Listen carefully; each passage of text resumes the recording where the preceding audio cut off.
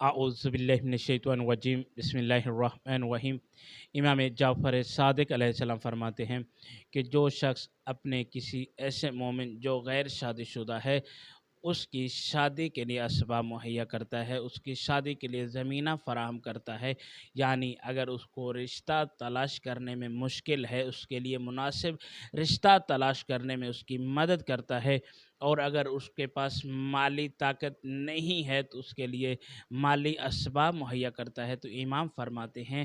کہ ایسا شخص روز قیامت خداوند متعال اس شخص پر اپنی خاص نگاہ کرم فرمائے گا۔ اور اسی ضمن میں رسالت مآب صلی اللہ علیہ وآلہ وسلم سے ایک قول منسوب ہے کہ جس میں رسالت مآب صلی اللہ علیہ وآلہ وسلم فرماتے ہیں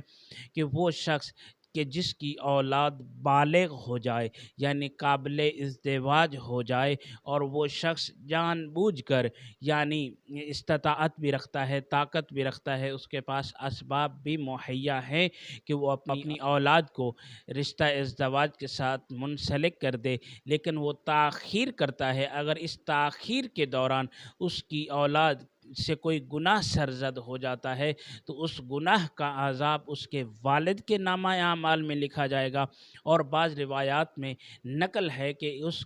گناہ کا جو عذاب ہے اس کے والد کے نامہ اعمال کے ساتھ ساتھ اس فاعل کے نامہ اعمال میں بھی لکھا جائے گا۔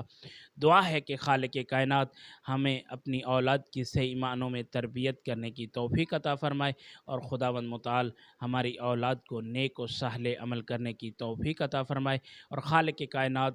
وہ افراد جو رشتہ ازدواج کے بارے میں پریشان ہیں خداوند متعال ان کی شادی کے جلد اسباب مہیا فرمائے۔ وصلی اللہ علی محمد وآلہ الطیبین الطاہرین المعصومین۔